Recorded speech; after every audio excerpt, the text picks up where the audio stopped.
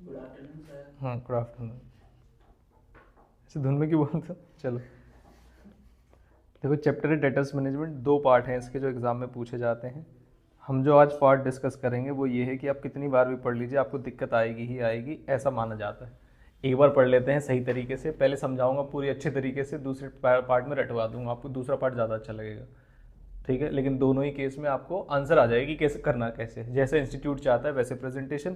दो तरीके क्वेश्चन आते हैं इसमें, डेटर्स मैनेजमेंट को रिसीवेबल मैनेजमेंट भी बोलते हैं। पहला, किसी भी क्रेडिट पॉलिसी को एनालाइज करना कि अगर आप क्रेडिट पॉलिसी को लिबरल करना चाहते हैं या और स्ट्रिक्ट करना चाहते हैं तो उस क्रेडिट पॉलिसी की एनालिसिस से रिलेटेड सारे क्वेश्चन आप कर चुके हैं, उसमें आपको परेशानी नहीं आएगी। रूल बस एक ही है कि आपको फाइनेंसिंग कॉस्ट जो निकालना है उसमें पहले क्या होता है, सबसे पहले वेरिएबल कॉस्ट या टोटल कॉस्ट।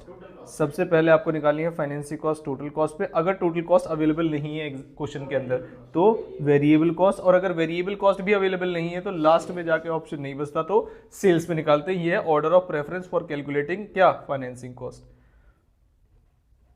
जो अभी हम पार्ट डिस्कस करने वाले हैं उसे बोलते हैं फैक्टरिंग, और ये सभी बच्चों की दिक्कत रहती है, कितनी बार भी पढ़ लो समझ में नहीं आता।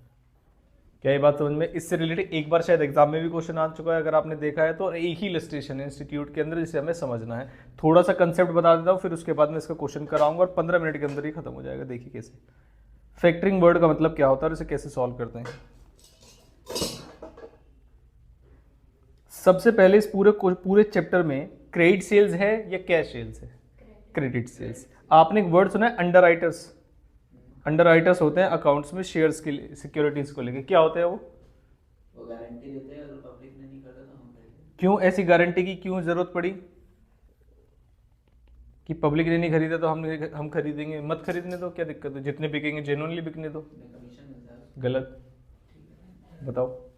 अंडर राइटर्स का कंसेप्ट ही क्यों आया? वो कह रहे अगर पब्लिक नहीं खरीदेगी तो हम खरीदेंगे। क्यों खरीदेंगे भाई? रिस्क कम करने के लिए। अगर पूरे लीक गए तो दोबारा से इशू करना पड़ेगा। गलत नहीं, 90% सब्सिडी जी। 90% सब्सक्रिप्शन वाला पॉइंट है कि मिनिमम 90% सब्सक्रिप्शन अगर नहीं हुआ तो कंपनी को पैसे वापस देने पड़ते हैं। और इसमें भी कहानी है कि 90% ही क्यों है, हालांकि मान ही जा रहा है, लेकिन अभी हम फैक्टरिंग पढ़ रहे हैं। फैक्टरिंग का मतलब ये होता है कि देखो मेरे डेटर्स हैं, किसी में 3 मंथ्स का क्रेडिट पीरियड है, किसी में 4 मंथ्स का क्रेडिट पीरियड है, किसी में 5 मंथ्स का क्रेडिट पीरियड है। तो होता क्या है कि कुछ ऐसे लोग होते हैं वसूली भाई टाइप, वो ये कहते हैं कि ये जो दूसरों से वसूलने का काम है वो हम कर लेते हैं। क्लास 11th में पढ़ाया जाता है इसका कंसेप्ट कि जो लोगों से वसूलने का काम है वो हम कर लेंगे। ठीक है, आप अपने बिजनेस पे ध्यान दीजिए। अब ये हमसे क्या क्या चीजें करते हैं जरा ये देखिएगा फटाफट से। क्रेडिट सेल्स है ना हमारी, क्रेडिट सेल्स है तो हम देखेंगे पहले डेटर्स कितने बन रहे हैं हमारे। तो जब मैं क्रेडिट सेल्स को, पहला जो स्टेप है, स्टेप नंबर फर्स्ट, स्टेप से समझा रहा हूँ जरा ध्यान से समझना।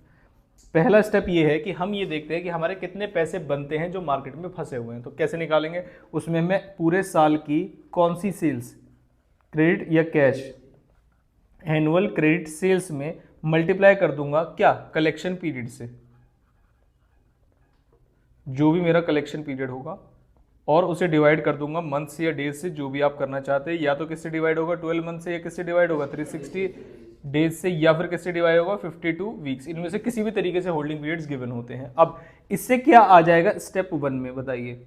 अमाउंट ऑफ क्या आ जाएगी, डेटर्स, कि कितने डेटर्स ऐसे हैं जिसके लिए मुझे फैसला लेना है कि मेरे कितना पार्ट जो है इन्वेस्टमेंट में फंसा रहेगा मार्केट में। तो वो ये लोग कहेंगे कि ठीक है ये जो अमाउंट निकल के आएगी ना आपको, ये हम दे देंगे। पहले बात समझ में आई कि यहां पर बिजनेसमैन है, यहां पर डेटर्स हैं, और ये वसूली भाई डील किससे कर रहा है अभी, डेटर्स से या बिजनेसमैन से? बिजनेसमैन से। हो क्या रहा है जरा ध्यान से देखना, बिजनेसमैन से ये कह रहा है कि मैं आपको आपके डेटर्स के पैसे दे दूंगा। क्या ये बात समझ में? फिर ये कह रहा है अच्छा एक बात बताओ मुझे, कमीशन भी तो है, कमीशन भी तो माइनस करूंगा मैं, फिर मैं रिजर्व्स भी माइनस करूंगा, फिर मैं आपको जो बाकी बचा पैसा होगा वो एडवांस के तौर पे दे दूंगा। क्या ये वाली बात समझ में आई या नहीं? अब ये पैसा आपको पहले दे देगा। देखो फैक्टरिंग में क्यों बुलाया गया है उसे, कि मेरा बेड डेट्स था, फिर जो ये मुझे पैसे देगा उसके लिए ब्याज भी चार्ज करेगा कि कितना ब्याज लूंगा। तो 3 खर्चे हो गए फर्म के पास, कौन कौन से बताओ? सबसे पहले कमीशन लेगा, दूसरा ब्याज से पहले क्या करेगा, रिजर्व, कि सारे पैसे थोड़ी दे देगा वो आपको, कुछ रोक के भी तो चलेगा। तो वो क्या कहता है जरा ध्यान से देखिए, अजीब सा कंसेप्ट है कि स्टेप वन में देखिए कि आपको कितने पैसे चाहिए। क्या डेटर्स के पैसे मिल जाएंगे? यस। स्टेप 2 में आप उससे माइनस कर दीजिए, बताइए क्या। अब इसमें माइनस करने वाली चीजें मतलब कॉस्ट, कौन कौन सी कॉस्ट वो माइनस करेगा? सबसे पहले क्या माइनस करेगा वो? कमीशन। और क्या माइनस करेगा वो? रिजर्व। कमीशन माइनस करेगा, रिजर्व माइनस करेगा, और आपको जो थर्ड पॉइंट, जो स्टेप नंबर 3 है, उसमें आपका निकल के आ जाएगा नेट एडवांस अवेलेबल। क्या ये बात बिल्कुल सही है? कि भाई वो कहेगा देखो कंजर्वेटिव अप्रोच लेके चलनी होती, सारे डेटर्स के थोड़ी पैसे दे दूंगा, 10-15 या 20% इनमें से कुछ भी मैं थोड़ा सा पैसा रोक के चलूंगा, और कुछ अपना कमीशन का पैसा, क्योंकि मैं आपको पैसे दूंगा, आप मुझे कमीशन देंगे, इससे अच्छा क्या है मैं काट ही लूं। क्या ये बात समझ में? तो इसे बोलते हैं net advance available. Net advance available जो आपकी फर्म को मिल जाएगा। क्या ये बात समझ में आई? अब सुनो जरा ध्यान से। क्वेश्चन में सबसे पहले मुझे डेटर्स निकालने हैं, कमीशन निकालना है, रिजर्व निकालना है, फिर उसके बाद जब मैं किसी फैक्टर को अपॉइंट करता हूं तो मेरी सेविंग इन कॉस्ट होगी। बताओ किस किस चीज की?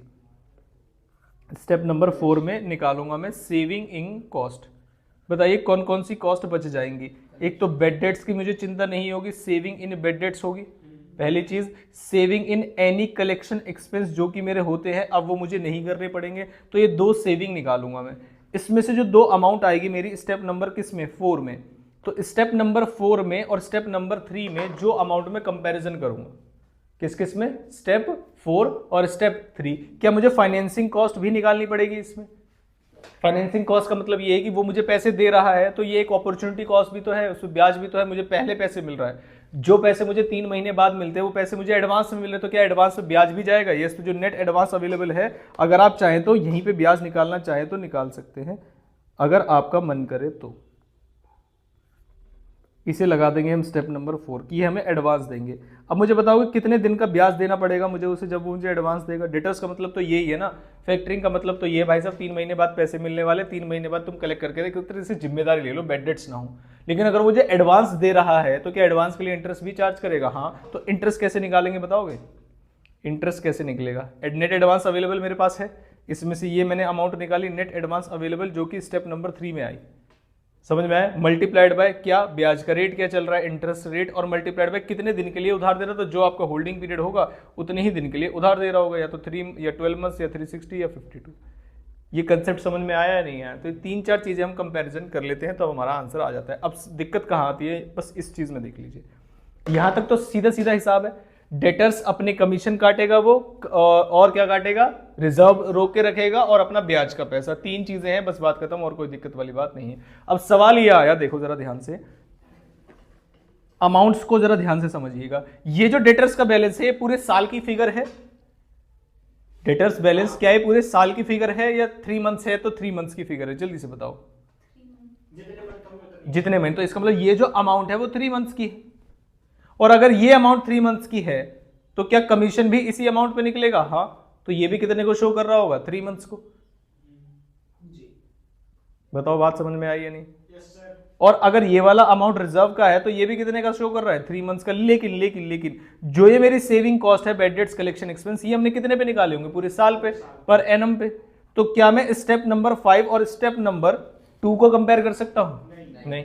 तो मुझे क्या करना पड़ेगा? पहले तो ऐसे ही सॉल्व करके दिखाना पड़ेगा, लास्ट में मैं करूंगा कंपैरिजन। और कंपैरिजन में क्या करूंगा जरा ध्यान से देखिए, कौन से स्टेप को एज इट इज उठा लूं ये बताओ। स्टेप 5 को या स्टेप 3 को या 2 को? बताओ एज इट इज किसको उठाऊं? Step number 5। तो मुझे स्टेप नंबर 5 जो कि मेरी अब कॉस्ट सेव हो रही है, स्टेप नंबर 5, उसको कंपैरिजन करना है कौन से स्टेप से? Step number 3। लेकिन उससे पहले मुझे एक काम करना पड़ेगा, बताओ क्या? 12 डिवाइड बाय 3। ये चीज समझ में आई या नहीं? क्योंकि स्टेप नंबर 5 की जो बातें हैं वो कैसी हैं? एनुअल। और स्टेप नंबर 3 की बातें हैं वो कैसी है? 3 महीने की। तो क्या कंपैरिजन सही हो सकता है? नहीं। तो पहले जो 3 महीने वाली बात है उसे एनुअल पे ले जाना पड़ेगा। हालांकि अब आप कहोगे सर वो तो यहां पे भी निकाल सकते, तो ऐसा इंस्टीट्यूट प्रेजेंटेशन नहीं मांगता आपसे। इंस्टीट्यूट कहता है पहले मुझे ऐसे प्रेजेंट करके दिखाओ, फिर उसके बाद लास्ट में कंपेयर करके दिखाओ, और इसको इक्वल एनुअल अमाउंट पे लेके आओ। क्या ये बात समझ में? भाई कैसा इलस्ट्रेशन है, उससे देखते हैं फटाफट से कि कैसे क्वेश्चन सॉल्व होगा। ये कौन सी इलस्ट्रेशन थी इसकी, कौन सी नहीं की, कुछ आइडिया है? ये देखो उन्होंने कहा इस तरीके से निकालना है आपको। क्या क्या कॉस्ट पड़ती है उसको, फैक्टरिंग की कमीशन पड़ती है और क्या पड़ती है उसको, इंटरेस्ट जो वो चार्ज करता है। अब नेट बेनिफिट कैसे निकालते हैं ये दिखाता हूँ मैं आपको सीधा क्वेश्चन से। ये रहा हमारे स्टेप 1 में हमने सबसे पहले क्या कंप्यूट किया था बताओ। सबसे पहले स्टेप नंबर फर्स्ट में debtors, annual credit sale multiplied by holding period. अब इस क्वेश्चन में क्या आपको दिख रहा है, वो फर्म की क्रेडिट सेल्स कितनी है 3,60,000 और 360 lakh and average collection period कितने का है 30 दिन का। यहां से मुझे क्या डेटर्स निकाल सकता हूं, निकालिए 360 मल्टीप्लाइड बाय 30 डिवाइड बाय 360, 30 क्या 30 लाख। अब 30 लाख मेरे डेटर्स का बैलेंस आ गया। जैसे मान लीजिए मैंने कहा जहां मैंने नोट्स बनाए वहीं पे काम करेंगे। यहां पर मैंने लिख दिया स्टेप नंबर फर्स्ट में सारी कैलकुलेशन करके 30 लाख। इस स्टेप्स को जरा ध्यान से समझिएगा, बार बार दिक्कत जो आती है वो नहीं आएगी। 30 लाख के मेरे डेटर्स निकल गए यहाँ पे जो मैंने निकाले हुए हैं 30 लाख। कैसे आया 360 lakh multiplied by 30 days divide by 360 days, यही किया है आपने अभी। अब सुनिए कमीशन कितने का है, क्वेश्चन से पूछिए जरा कमीशन कितने का है। यहाँ आ गए हम, finance controller estimate bed date slots around 2% of the credit sale, firm spends कितना 1,40,000 एनुअली। अब देखो एक तो बेड डेट्स बच जाएगी और 1 लाख। चलिए कौन सा स्टेप दिया हुआ मुझे, स्टेप नंबर 5 याद है आपको, स्टेप नंबर 5 सेविंग क्या क्या होगी, तो बेड डेट्स बच जाएगी और 1,40 बच जाएंगे। अब ये 1,40 अमाउंट कैसे गिवन है, और जब मैं 360 से मल्टीप्लाई करूंगा इसको तो ये भी कैसे आएगा एनुअली, लेकिन उस पर हम बाद में जाएंगे। This cost comprises of telephonic and fax bills वगैरह आते हैं, उससे हमें कोई लेना देना नहीं है। दीज आर अवॉइडेबल कॉस्ट, इसका मतलब यही मेरी सेव होंगी आगे। Factoring firm has offered to buy the firms receivable, the factor will charge कितने percent commission 1% commission and will pay advance against receivable on interest of 15%, और एडवांस भी देगा, एडवांस देगा लेकिन कितने के बाद 10% रिजर्व। अब देखो जरा ध्यान से सारी बातें, ये जो 1% है, ये जो 10% है वो हटा के देगा अपने पैसे में से। अब पैसे कितने जरा ध्यान से देंगे, कितने पैसे थे 30 लाख। 30 लाख का 1% कमीशन निकाले कितना आएगा 30,000, तो 0.3 लाख लिख दूं, और 10% का रिजर्व, तो 10% भी किस पे निकलेगा 30 लाख पे। मेरी सारी कैलकुलेशन किस पे होने वाली है अब 30 लाख पे, समझाया था मैंने आपको, तो ये कितना आ गया 3 लाख। अब बताओ नेट एडवांस अवेलेबल कितना है 26.7। Yes sir. ठीक है, तो हमने लिखा 26.7 लाख। अगर मैं इसमें ब्याज निकालना चाहूँ तो कैसे निकालूंगा, 26.7 लाख मल्टीप्लाइड बाय रेट कितना था 15%, और कितने दिन का ब्याज निकलेगा 30 डिवाइड बाय 360,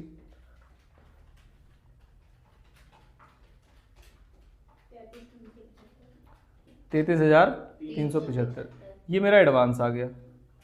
ये एडवांस कौन सा, ये मेरा ब्याज आ गया। ये ब्याज कितने वाला है 3 महीने वाला। क्या ये सारी फिगर्स 3 मंथ्स की हैं, ये वाली भी सारी चीजें मैं 3 मंथ्स पे कर रहा हूं। क्या ये बात समझ में। अब मैं अचानक से आया saving in cost, bad debts कितने कम हो जाएंगे, मैंने कहा 360 लाख सीधा निकालो। 360 लाख का कितने परसेंट, कितना था बेड डेट्स 2%, 2% निकालो इसका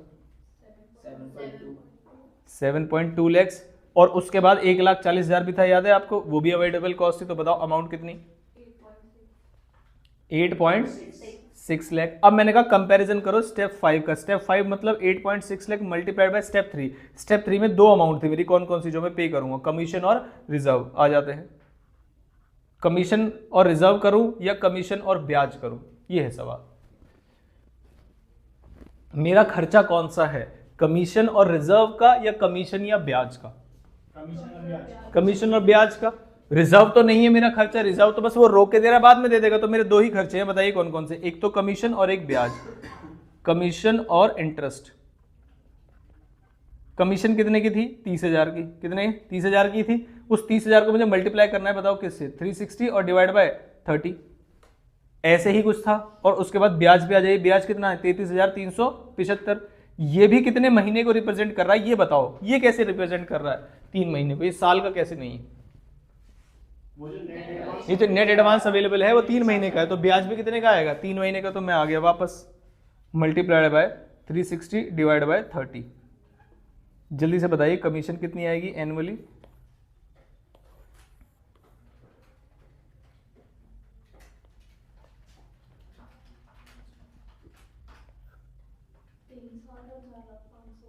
कितनी 360, 3,60,000 सॉरी 3.6 लाख 4 लाख 4,05,000 ऐसे ही लिख देते हैं हम, सही है। Yes sir. अब टोटल कर लीजिए, ये टोटल कितना आया? 7,60,500। तो देखो जरा ध्यान से, मेरी सेविंग कितने की हो रही है? 8,60,000 की। मेरी कॉस्ट कितनी पड़ रही है? कितना बताया आपने? 7,60,500। पहले ये चीज समझ पा रहे हो या नहीं? Yes, sir. क्या मेरी नेट सेविंग है? Yes sir. Net से। 99,500। 99,500 का पॉजिटिव में सेविंग है, इसलिए हम क्या कहेंगे? फैक्टर को अडॉप्ट कर लीजिए। क्यों? क्योंकि उससे जाने वाले दो ही खर्चे, एक तो कमीशन का और एक ब्याज का। कमीशन और ब्याज का सालाना खर्चा निकालोगे तो दोनों मिला के कितना आएगा? 7,60,500। और जबकि मेरी जो कॉस्ट बचा रहा है वो कितना है? 8,60। तो क्या मुझे फैक्टर को अपॉइंट कर लेना चाहिए? Answer is yes. अब प्रॉब्लम कहाँ आती है, जरा ध्यान से देखिएगा। ये देखिए, उन्होंने कहा एवरेज रिसीवेबल, ये खर्चा आया कितने का? पहले उन्होंने क्या निकाला? 30 लाख।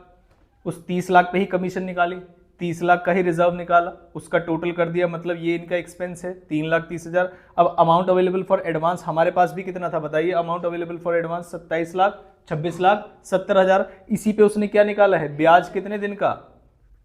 30 दिन का। और उसके बाद अमाउंट आगे नेट एडवांस वगैरह जो भी ये निकालना चाहता है, 26-36 जो भी है net amount of advance available, मतलब ब्याज भी हटा दे अगर तो हम। अब उनका कंपैरिजन कैसे करते हैं जरा ध्यान से देखिए। उसने कहा दो सेविंग है आपकी, 1,40 और 7,20, दोनों मिला के कितना होता है? 8,60। और उसके बाद हमारे पास दो ही खर्चे आ रहे, फैक्टरिंग कमीशन और ब्याज। 3,60 ये हो गया और 4,05,000 ये हो गया। अब जैसे भी प्रेजेंटेशन है, क्या आपको कहानी समझ में आई कैसे करनी है? स्टेप समझ में आया ये करने, तो इसमें कोई भी कैसी भी दिक्कत नहीं है। अब देखो बच्चे को क्या डाउट आता है? बच्चे को ये आता है डाउट कि रिजर्व हमने माइनस क्यों किया यहाँ पर, पहला सवाल। और दूसरा सवाल, इसका यहाँ पर कोई रोल क्यों नहीं है? बस इन दो बातों के बीच में बच्चा फंस के रह जाता है। और 3 महीने और कौन सी बातें साल वाल की चल रही हैं, कब रिवर्स कर रहे हैं, इन सब में थोड़ा सा चकरा जाता है बच्चा। आपको समझ आई क्या समझाया मैंने? बताओ स्टेप 1 क्या है? स्टेप 1 डेटर्स निकाल लो, बात खत्म। ये डेटर्स जो होल्डिंग पीरियड होगा मेरा, चाहे 30, 60 जो भी है, उसके डेटर्स का बैलेंस आएगा। इसके बाद उन्हीं डेटर्स पर परसेंटेज लगाकर क्या निकालेंगे? कमीशन। कमीशन निकालने के बाद अगर क्वेश्चन ने बोला है कि रिजर्व माइनस करना है, कई बच्चे मान लीजिए रिजर्व नहीं दिया तो बच्चा कंफ्यूज है, अब क्या करूं? उससे कोई फर्क नहीं पड़ेगा आंसर पे, रिजर्व 0। अब रिजर्व माइनस किया है, इसका मतलब जो उसका पैसा, जो डेटर्स का बैलेंस है, उसी में से रिजर्व रोक के देगा मुझे। तो मैंने अपना कमीशन का पैसा हटा लिया उसने, और दूसरा कौन सा? जो रिजर्व रोक रहा है, बाद में दे देगा, मेरा खर्चा नहीं है, बाद में दे देगा वो मुझे, अभी के लिए रोक रहा है, मतलब 3 महीने बाद जैसी जो भी उसका होल्डिंग पीरियड है तब वो पैसा दे देगा।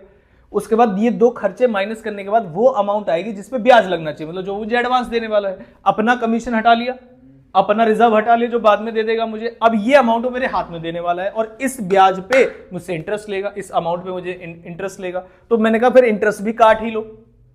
तो जो अमाउंट नेट एडवांस अवेलेबल था उसमें से ब्याज भी काट दिया, तो लास्ट में कितना पैसा मुझे हाथ में मिलने वाला है ये निकल जाएगा आपको। क्या ये बात समझ में? अब आते हैं कंपैरिजन पार्ट पे। जो मेरी कॉस्ट सेव हो रही है वो मेरे लिए फायदा है, और जो मेरा कमीशन है और जो मेरा इंटरेस्ट है वो मेरा खर्चा है। इन दोनों को कंपेयर करना है, रिजर्व कोई मेरा खर्चा नहीं है। क्या ये बात समझ में आई? अब बताओ कौन सा क्वेश्चन था वो एग्जाम वाला? नीचे थर्ड ये हाँ। मुझे तो नहीं लग रहा। हाँ, factory. A factoring firm has offered the company to buy its accounts receivable। ठीक है, ध्यान से पढ़ना क्वेश्चन को, द रेलेवेंट इन्फॉर्मेशन। हालांकि इसमें एक और कैच है, लेकिन आपके इंस्टीट्यूट में वो गिवन नहीं। जब भी इन दोनों को कंपेयर करते हैं तो अगर क्या चीज हो जाए, नेगेटिव, अगर ये पॉजिटिव में आ रहा है तो डिसीजन क्या लेंगे? फैक्टरिंग लेंगे। लेकिन अगर ये कभी नेगेटिव में आ जाए, अगर नेगेटिव में आ जाए तो क्या करेंगे? तो नेगेटिव में तुरंत रिजेक्ट नहीं करते, नेगेटिव में तुरंत रिजेक्ट नहीं करते। नेगेटिव में रिजेक्ट करने की बजाय जब वो अपना ब्याज माइनस करेगा तो नेट एडवांस अवेलेबल आएगा आपके पास, और खर्चा क्या पड़ रहा है? कमीशन और ब्याज का। ध्यान से समझना। तो आप क्या करोगे? Net advance available after interest, तो नेट अमाउंट रिसीव्ड निकलेगा। तो आपकी टोटल कॉस्ट कितनी पड़ रही है, मतलब ब्याज की फॉर्म में और कमीशन की फॉर्म में, प्लस आपको नेट अमाउंट कितनी मिल रही है ये देखेंगे हम। उससे एक रेट निकालेंगे। रेट निकल जाएगा यहां से। जैसे मान लीजिए मैंने कहा टोटल कॉस्ट, क्वेश्चन में हमारी कितनी निकल के आ रही है? टोटल कॉस्ट 7,60,500 जो मुझे उसे देना पड़ रहा है। पहले ये बात समझ में आई या नहीं? और मेरे पास कौन सी है? Net advance available. अब देखो प्रॉब्लम ये आएगी कि टोटल कॉस्ट तो पूरे साल की है, तो मुझे यहाँ कौन सी कॉस्ट निकली चाहिए? पूरे साल की है, 3 महीने की। नीचे वाली फिगर किसको रिप्रेजेंट कर रही होगी? 3 महीने की, तो मुझे क्या दोनों ही फिगर 3 महीने लेने चाहिए? यस, तो मेरे पास 2 खर्चे थे, कौन कौन से बताओ? एक तो कमीशन का कितना 30,000 प्लस ब्याज का कितना था 33,375, तो 33,375 ये 2 खर्चे मेरे हो रहे हैं, प्लस मुझे उसके बदले क्या मिल रहा है? Net advance available after interest, जो नेट अमाउंट निकल के आई है कौन से स्टेप में? ये ब्याज के बाद मैंने माइनस नहीं किया अभी। यही बात समझ में? अब इससे ये देखेंगे कि अगर मार्केट में भी मैं पैसे लेने जाऊंगा तो देख लेते हैं फिर वहां पर क्वेश्चन में मार्केट रेट ऑफ इंटरेस्ट दिया होगा। जैसे मान लीजिए मैं यहाँ पर अमाउंट निकालना चाहूँ तो कैसे निकालूंगा आफ्टर इंटरेस्ट? 2670 तक तो आ ही गए थे, माइनस कर दीजिए 33,375, यही आ रहा है 26,36,625। अब ये आपके सिलेबस में नहीं है जो मैं अब बता रहा हूं, लेकिन अगर एग्जाम में पूछ ले तो उसमें कोई गलती वाली बात नहीं है, क्योंकि थ्योरेटिकल पार्ट में लिखा हुआ है। बच्चा क्या करेगा? पॉजिटिव आया तो ठीक है, और नेगेटिव आया तो तुरंत रिजेक्ट कर देगा। रिजेक्ट नहीं कर सकते आप, पहले आप देखेंगे, पहले आप मल्टीप्लाई करिए 100 से कितना है 2.403 2.404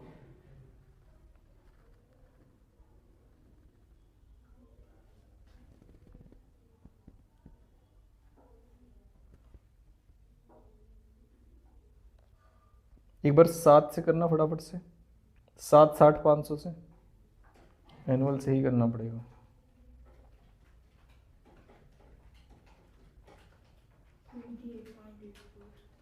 कितना? 28.84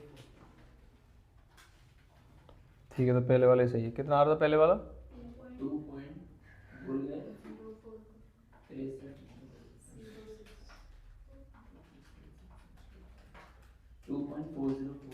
404। इसका मतलब ये खर्चा मुझे 2% का पड़ रहा है, और अगर मैं इसे market versus market rate of interest से कंपेयर करूंगा तो बताओ ये ज़्यादा होगा या कम होगा? बहुत कम। मार्केट पे इस रेट पे थोड़ी मिल रहा है, तभी तो हमारा जो प्रोजेक्ट है वो एक्सेप्टेबिलिटी की रेंज में आया है। लेकिन अगर ये नेगेटिव आ जाता तो मैं इस अमाउंट को निकालता, और ये अमाउंट 7 8 9 10% या 11% के आसपास आती, और क्वेश्चन में market rate of interest given होता। हाँ, मार्केट रेट ऑफ इंटरेस्ट जो है कंपनी का वो दिया होता कि मार्केट में अगर लोन लेने जाओगे तो कितने का मिल रहा है। जैसे मान लीजिए मेरा आंसर आया 12%, अभी तो ये बहुत कम क्यों आ रहा है? क्योंकि पॉजिटिव सिचुएशन चल रही है। नेगेटिव आएगा तो परसेंटेज बढ़ जाएगा कि हमें कॉस्ट ज़्यादा पड़ रही होगी एडवांस के अगेंस्ट। तो मान लीजिए ये आया 12% और मार्केट में मिल रहा है 15%, तो नेट बेनिफिट नेगेटिव होने के बावजूद भी मेरा जो डिसीजन है वो क्या रहेगा? सिलेक्ट करना पड़ेगा, आपको एक्सेप्ट करना पड़ेगा फैक्टरिंग का ऑफर। अब कोई बच्चा इस बात को समझना चाहे तो ही समझ पाएगा कि ये कर क्यों रहे हैं हम ये इसलिए कर रहे हैं कि वो मुझे 26,36,625 रुपए दे रहा है। मान लीजिए नेगेटिव आ रहा है, मान लिया ना हमने नेगेटिव आ रहा है, लेकिन ये बात के चलो कि मेरी जेब में वो 26,36,625 डाल रहा है और बदले में 2 चीजें ले रहा है। तो मैं अगर फैक्टरिंग की सर्विसेज भी नहीं लूंगा तो कहीं और से पैसा लाऊंगा, और कहीं और से पैसा लाऊंगा तो उनको ब्याज दूंगा, जो मुझे लिखा होगा कि normal market rate of interest market में कितना चल रहा है। तो मैं इसे नॉर्मली ऐसे मानूंगा कि खर्चा ही तो है, तो मैं लोन ले रहा हूं और लोन पे कितना ब्याज जा रहा है, और ब्याज और कमीशन दोनों जा रहा है। क्या ये बात समझ में आई? तो अभी तो क्योंकि सिचुएशन पॉजिटिव आ रही है तो बच्चे तुरंत एग्जाम्पल, और नेगेटिव आने के बाद आपको रुक जाना है। नेगेटिव के बाद ऐसे करना है, आपको इंटरेस्ट निकालना है। तो अगर ये इंटरेस्ट रेट को वर्सेस करना है तो अगर अब कम है तो सही है, मतलब इफ ये जो हमारा इफेक्टिव रेट आएगा, इफेक्टिव रेट अगर ये ज्यादा है किससे? मार्केट रेट ऑफ इंटरेस्ट से, तो क्या करेंगे?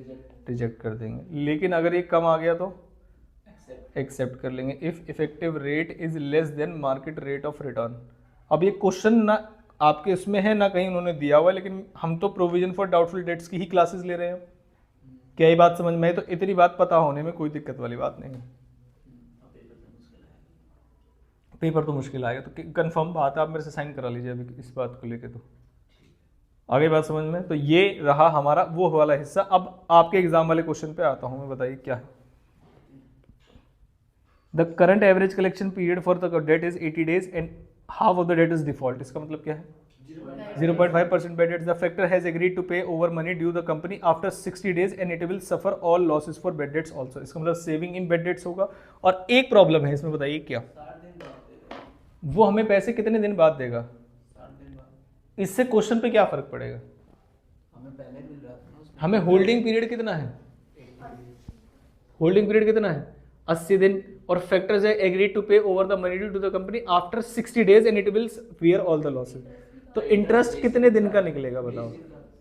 20 या 60 या 80?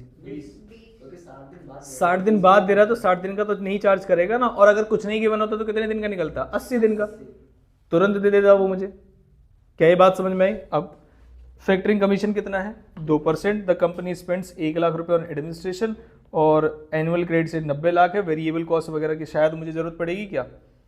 वेरिएबल कॉस्ट वगैरह की जल्दी से बताओ। Should the company enter into the agreement? बताइए क्या मुझे वेरिएबल कॉस्ट की और बोरोइंग कॉस्ट की तो क्या जरूरत पड़ेगी? वेरिएबल कॉस्ट की जरूरत पड़ेगी या नहीं, ये बताइए।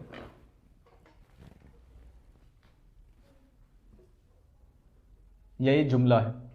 जुमला है। स्टेप से चलते हैं। पहला स्टेप बताओ। सबसे पहले स्टेप नंबर फर्स्ट क्या था? स्टेप नंबर फर्स्ट जल्दी से बताओ। स्टेप याद रखना, बार बार एग्जाम में अगर आपने पढ़ भी रखा है, पता है आपको ये बार बार दिक्कत करता है, तो पहले डेटर्स का बैलेंस निकालेंगे। डेटर बैलेंस के लिए मुझे क्या चाहिए? Annual credit sales. देखिए क्रेडिट सेल्स कितनी है? 90 लैक्स, और कलेक्शन पीरियड कितना है? 80 डेज। और क्वेश्चन में देख लेते हैं कहीं 365 उन्होंने बोला है। अब कई बार बच्चे जल्दी जल्दी में कर देते हैं और गलत आता है फिर।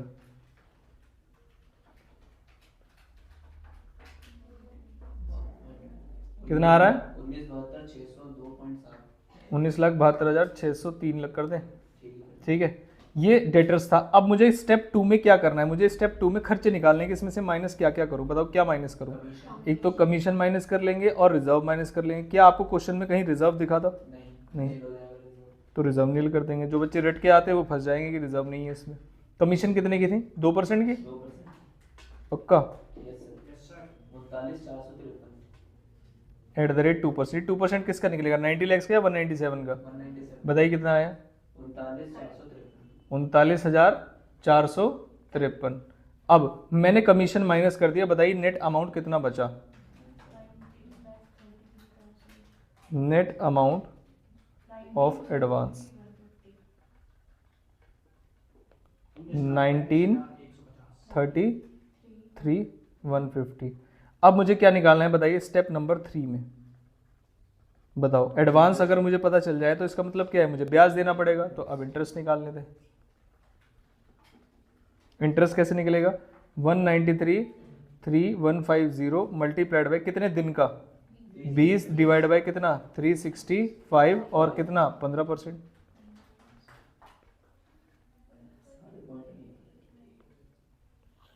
कितना आ रहा है? 15,889 कर लेते हैं इसको। क्या ये बात समझ में? अभी हम क्या क्या कर चुके हैं? देखो कमीशन निकाल चुके हैं, सारी चीज़ें कर चुके हैं। अब आता है नेट एडवांस अवेलेबल। एक बार मुझे क्वेश्चन में ये ज़रूर देखना है कि उन्होंने 20 दिन पे ही निकाला है और क्या उन्होंने वेरिएबल कॉस्ट का इस्तेमाल किया है या नहीं किया। पहले एक बार अपने तरीके से क्वेश्चन को सॉल्व कर लेते हैं। नेट अमाउंट ऑफ एडवांस और नेट एडवांस आफ्टर इंटरेस्ट बताइए कितना? 19,17,261 की अमाउंट मुझे मिलने वाली है। ये तब काम आएगी जब मैं ब्याज निकाल रहा हूँ, इफेक्टिव रेट ऑफ इंटरेस्ट निकाल रहा हूँ। नहीं यही बात समझ में? जब मैं क्या निकाल रहा हूँ? कितने का ब्याज पड़ेगा मुझे। ठीक है, तो ये स्टेप नंबर 3 था। आते हैं स्टेप नंबर 4 पे। अब ढूंढने चलते हैं क्या कौन कौन सी सेविंग हो रही है मेरी। तो पहली सेविंग कहाँ हो रही थी? बैड डेट्स में। सेविंग इन बैड डेट्स कितने की सेल्स थी? 90 लैक्स। कितने परसेंट के बैड डेट्स थे? 0.5। याद है आपको? बताइए कितना आएगा? 4.5 4.5 या 0.45 यानी कि 45,000। और इसमें प्लस करेंगे आपका 1 लाख शायद था अमाउंट। यस, एडमिनिस्ट्रेशन में है ना। तो एडमिनिस्ट्रेशन में सेव हो जाएंगे मेरे कितने? 1 लाख। टोटल मिला के कितना हो जाएगा? 1,45,000 की मुझे टोटल सेविंग है। अब बताओ स्टेप 5 में क्या करते हैं? कंपेयर करते हैं। तो स्टेप 5 में मैंने किया कंपेयर। ये बिल्कुल सिंपल स्टेप्स चल रहे हैं, लॉजिकल है, इसमें कोई रटने वाली बात नहीं। स्टेप 5 में मैं क्या देखता हूँ, जरा ध्यान से देखिएगा। टोटल सेविंग देखते हैं कितने की है टोटल सेविंग? 1,45,000 की। अब इसमें से इक्वल एनुअल अमाउंट माइनस करेंगे किस किस की? कमीशन की और किसकी? इंटरेस्ट की। कमीशन था कितना ये बताओ। 39,453, तो 39,453 39,453 मल्टीप्लाइड बाय कितना, डिवाइड बाय कितना। 365। अब यहाँ पर बच्चे 80 करें या क्या करें बताओ। कमीशन, कमीशन तो 20 को रिप्रेजेंट नहीं कर रहा ना। बताइए कितना आ रहा है। 1,80,004 1,80,004 रुपये। क्या आपको लगता है ऑलरेडी एक्सीड कर गया है। आगे चलो। इंटरेस्ट था कितना, 15,889 मल्टीप्लाइड बाय क्या करें 365 डिवाइड बाय कितना 20 कितना बताइए जल्दी बताइए। 289,974 इतना कैसे आ सकता है ये चेक करेंगे। बताइए नेगेटिव कितना आ रहा है।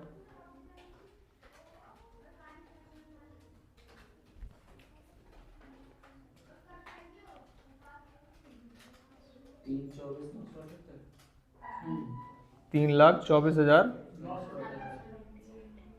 गलत सा लग रहा है मुझे क्यों। कौन सा क्वेश्चन था ये, कौन से ईयर का पता नहीं, पता ही नहीं है। ये तो फर्स्ट का ए है ना ये। रुक जाओ 19 रुक जाओ रुक जाओ रुक जाओ मैं बताता हूँ।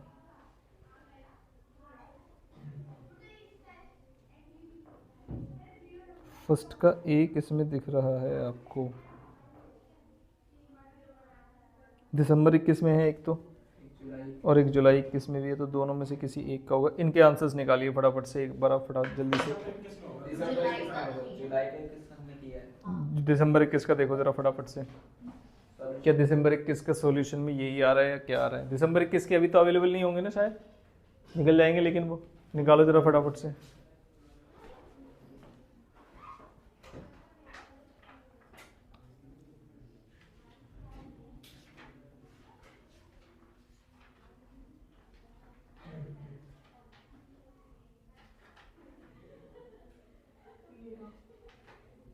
आंसर अमाउंट अलग है सेम है। फर्स्ट का ये पार्ट है, ये रहा।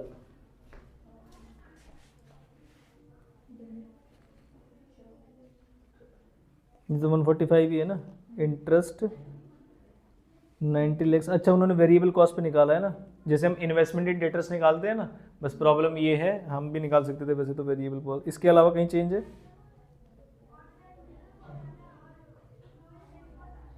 कमीशन तो सीधा सीधा निकाल दिया उन्होंने, कोई दिक्कत ही नहीं है। इनको माइनस में कैसे आ रहा है। सारे काम 90 लाख के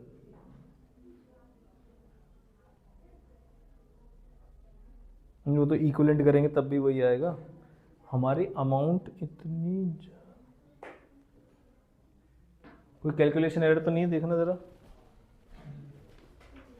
उन्होंने बस जो ब्याज वाला काम है वो सेल्स की जगह किस पे किया है, वेरिएबल कॉस्ट पे, जब हमारे पास अवेलेबल होती है, और कोई चेंज नहीं है। अगर उससे इतना डिफरेंस आ जाएगा तो देखते हैं एक बार कि क्या उससे इतना डिफरेंस आना चाहिए। जैसे ये ब्याज वाला काम देखना जरा फटाफट से। कितने परसेंट थी वो 15%। वेरिएबल कॉस्ट 80% था ना, तो करना जरा फटाफट से। सेल 90 लाख थी। नहीं फिर तो वो वेरिएबल नहीं, फिर तो सारा ही गलत हो जाएगा ना, कमीशन वगैरह सब। इसको ऐसे तो कर ही नहीं सकते हम। उनका ब्याज कितना आ रहा है, ब्याज देखना। 59,178। पूरे साल का हाँ, कौन सी अमाउंट पे निकाला है। 20 दिन का है। 20 दिन का है। ब्याज तो 20 दिन पे ही निकाला ना उन्होंने, तो ब्याज 20 दिन वाला ही रहने दिया कंपैरिजन के लिए। और कमीशन 90 लाख का 90 लाख का 2%। एक सेकंड रुको। इंटरेस्ट चार्जेस भी हमने एनुअल किए थे ना यहाँ पे, देखो इंटरेस्ट चार्जेस भी एनुअल करने पड़ेंगे हमें।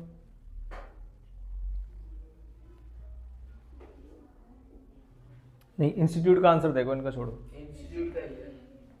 मैंने तो इंस्टीट्यूट का इंटरेस्ट को सेविंग में दिखा।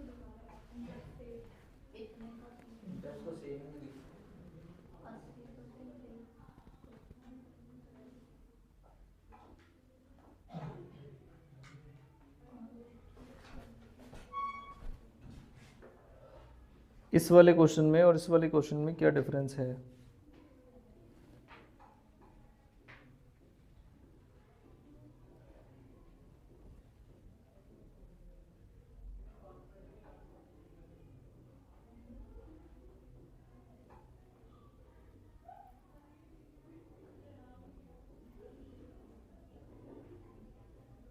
ठीक है, इसमें एक लाइन नहीं लिखी हुई है बस कि देखो क्वेश्चन में पढ़ो, जो हमारे स्टडी मैट में लिखा हुआ था क्वेश्चन में एक लाइन लिखी हुई थी, पढ़िए जरा फटाफट से, जिसकी वजह से क्वेश्चन बदला है कि द फर्म, यहाँ पर the factor will charge 1% commission, और जो नेक्स्ट लाइन है ये पढ़िए, and will pay advance against receivable. इसका मतलब जो 30 दिन के बाद मुझे पैसा मिलने वाला था, अब वो 30 दिन की जगह पहले दिन मिल जाएगा, इसलिए मुझसे 30 दिन का ब्याज चार्ज किया जा रहा था।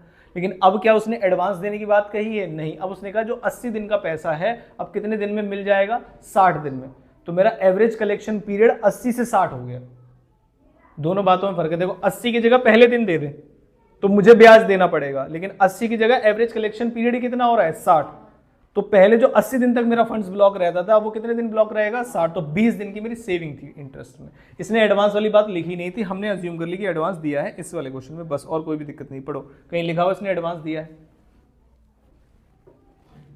पढ़िए जरा ध्यान से, कहीं क्वेश्चन ने ये मेंशन था कि एडवांस गिवन है बाय द फर्म की पहले दिन ही तुम्हें एडवांस दे देंगे और रिजर्व कुछ रोक के रखेंगे? नहीं, बस यही एक थोड़ा सा एरर हो गया इसमें, हमने अज्यूम कर लिया कि एडवांस दिया है उसने, जबकि एडवांस नहीं दिया। क्या ये बात? तो जो मेरे पहले फंड्स कितने दिन ब्लॉक रहते थे? 80 दिन। अब कितने दिन ब्लॉक रहेंगे? 60 दिन। तो 20 दिन का जो मेरा फंड्स ब्लॉकेज है उस पर मुझे इंटरेस्ट की सेविंग होगी, और इंटरेस्ट निकालने का रूल यही है। क्या है बताओ? इंटरेस्ट निकालने का रूल क्या है? अब तो मुझे एडवांस नहीं दे रहा ना, तो मेरे लिए जो ये वाली अमाउंट थी वो नहीं है काम की चीज, रिजर्व वगैरह कुछ भी नहीं करना मुझे, कमीशन का मेरा एक खर्चा है। और दूसरा खर्चा मेरा कौन सा होगा? ब्याज का। अब ब्याज का खर्चा है या सेविंग है, ये बताओ। स्टेप 3 में इस बार मैं ब्याज दूंगा नहीं, मुझे मिलेगा, सेविंग है ब्याज में। और ब्याज निकालने की जो सेविंग है फैक्टरिंग कॉस्ट की, जो इन्वेस्टमेंट इन डेटर्स, फाइनेंसिंग कॉस्ट में सेविंग, इसे बोलते हैं सेविंग इन फाइनेंसिंग कॉस्ट, इसकी सेविंग है बस ये। और इसका निकालने का एक ही रूल था, पूरे एक ही साथ निकाल लीजिए पूरे साल की। ये तो हम पहले एडवांस निकालते थे, एडवांस का केस है ही नहीं, तो सीधा सीधा कितने लाख की सेल्स थी? कितने लाख की? 90 लाख की सेल्स मल्टीप्लाइड बाय 15% सीधा। और कितने दिन की बचत थी? 20 दिन की। तो पूरे साल का ब्याज आ गया। अरे वो भी करना पड़ेगा ना, 90 लाख तो वो था, 80% करिए।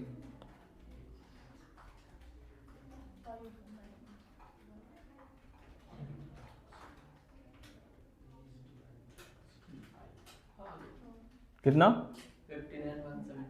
59,178। ये मेरी सेविंग है। अब वो कहाँ ऐड हो जाएगी? यहाँ पर। इंटरेस्ट वाली भी प्लस इंटरेस्ट सेव, या फाइनेंसिंग कॉस्ट में जो इंटरेस्ट है वो सेव हुआ है 59,178। हाँ जी, 59,178 तो 20 दिन को दिखा रहा होगा, और सेविंग वाले सारे ऊपर से नहीं 20 दिन ही के लिए तो मेरी बचत हुई है, कम ही 20 दिन से हुआ है, तो 20 दिन का ही फायदा है। 20 दिन पहले ही पैसे देगा वो तो हम तब करते थे जब ब्याज निकालेंगे, हर 3 महीने बाद वो साइकिल चलेगा। जैसे पहले था ना, जैसे होल्डिंग पीरियड 3 महीने, तो हर 3 महीने बाद फिर से ये साइकिल चलेगा, 3 महीने खत्म होगा वो फिर से एडवांस देगा। तो ये पूरे सालाना इसलिए निकालते थे। यहाँ पर तो है ही एवरेज कलेक्शन पीरियड 80 से 60, तो 20 दिन का ही बचेगा। आगे बात समझ में? बताइए कितना आएगा ये? 2,04,178। सही लिखा है मैंने? गलत लिख दिया, एक जीरो ज़्यादा लगा दी। ये टोटल सेविंग है हमारी। अब मुझे माइनस क्या करना था, बस बताइए फटाफट से। स्टेप 5 में सिर्फ क्या माइनस करनी थी? कमीशन। कमीशन बताइए कैसे निकलेगी फटाफट से? ये सही निकली? क्या पूरे साल की निकालनी जरूरी है कमीशन? यस, ये तो कमीशन हम पे करते हैं जो वो रिप्रेजेंट कर रही होगी। अब टोटल सेविंग कितनी आई थी हमारी? ऊपर सेविंग कितनी आई थी हमारी? 2,01,78, और इसे माइनस कर दीजिए, कितना आएगा अमाउंट?